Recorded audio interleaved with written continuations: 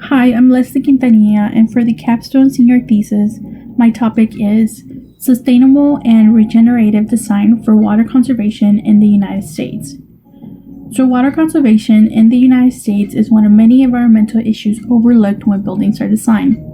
While currently it is still a subject matter, gradually green buildings are becoming the central goal of many designers. Regenerative and sustainable designs cause a positive role in water conservation. It is discovered that the two variation of design practices either maintain water usage or it enhances it. With water preservation and reuse awareness, architects can design with comfort and performance freely.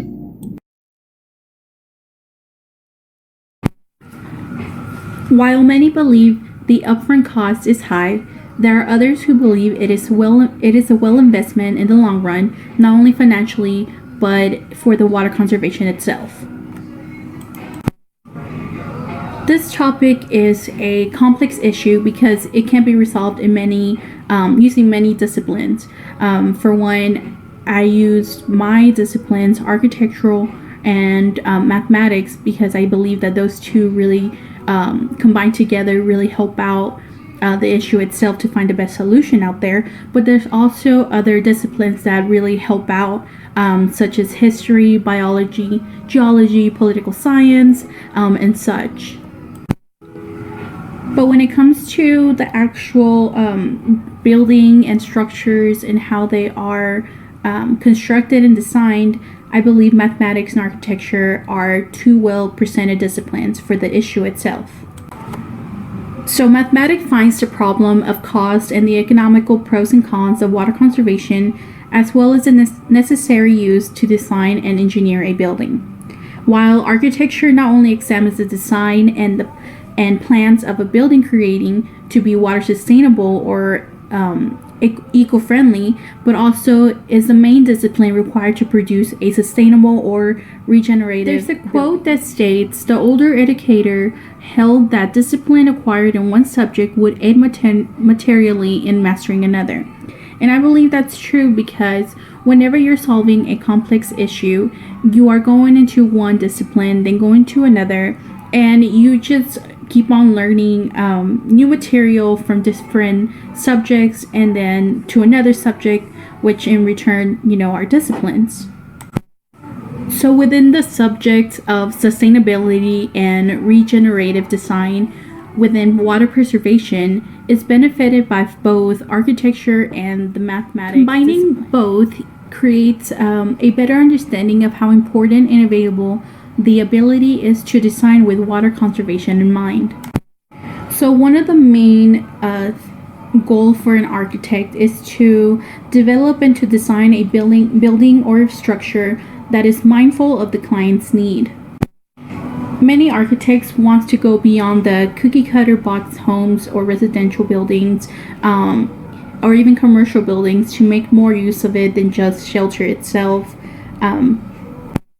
So when designing with the purpose of not only comfort but also performance, there is a further use. So while majority of the coexistence in design and water conservation are hidden throughout the building, many architects make use of the water element to be added as a feature to the house or the structure, and therefore exposing the water preservation. The architecture discipline on its own is also an interdisciplinary practice through its development. Architects use influence from the world to help create something. Architects learn from scientists, engineers, and landscape planners, and are in alliance with them to develop a functioning design that allows flow within the man-made structure and the earth itself. By doing so, water conservation is in the top priority, and using linked practices and knowledge from different fields create a well-designed regenerative structure.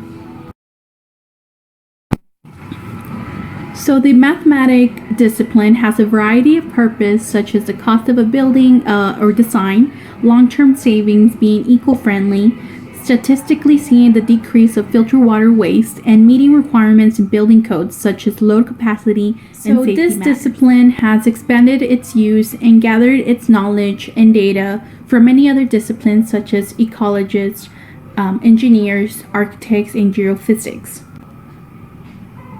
It is a fundamental discipline used in every part of the world, yet it varies in many ways. So when an architect speaks to its clients on its needs and what it's the requirements, they also speak with engineers, sustainable strategists, and other concentrating in the sustainable building practice while collaborating on the strategical concept.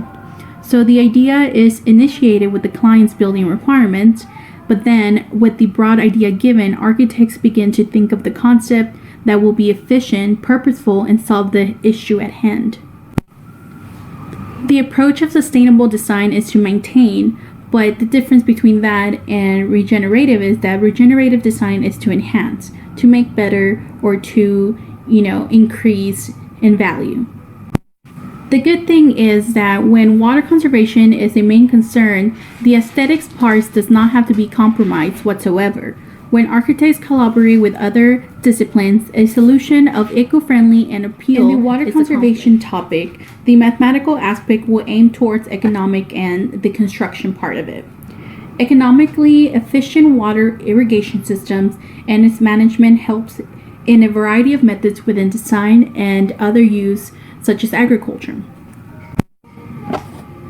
When water efficiency measures are taking place, there are also a significant energy cost saving associated with it. Economic expands into many branches within the topic: method costs, water retention, and conservation statistics. Not only would water conservation using sustainable architecture be cost efficient, it will also have a higher number of water harvest and reuse, and a lower use of misused water throughout the country. Within construction, a building must be designed and placed strategically where the roof will gather the most rainwater and the geometric shape of the structure to do the same.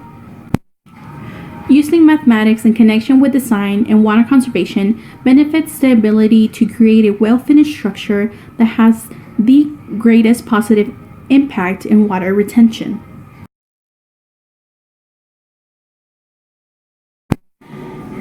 Designs and buildings can have a great impact in water conservation if it's done with the proper scale, research, and analysis. By doing so, fresh water usage is lowered in waste as well as the owner's cost of utility bills of the building. So in the United States, there is data explaining how there's about 20 to 40% of the US dealing with at least moderate drought.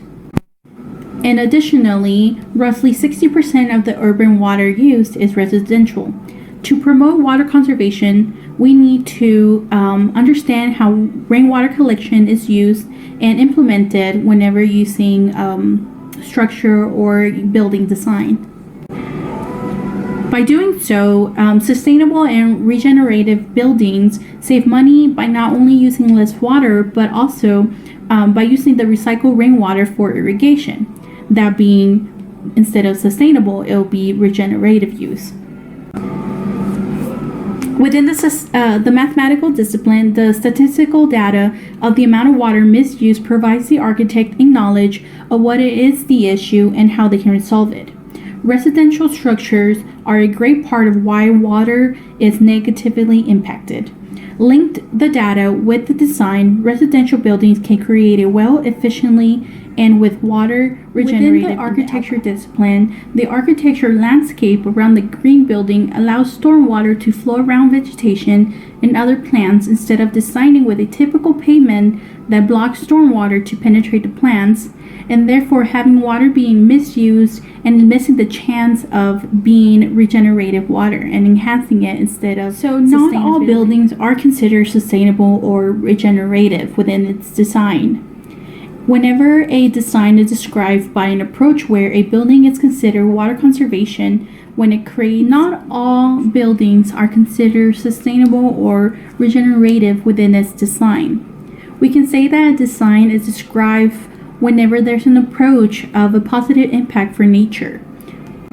So when it comes down to an architect building and designing a building or a structure, it's more about just the design itself.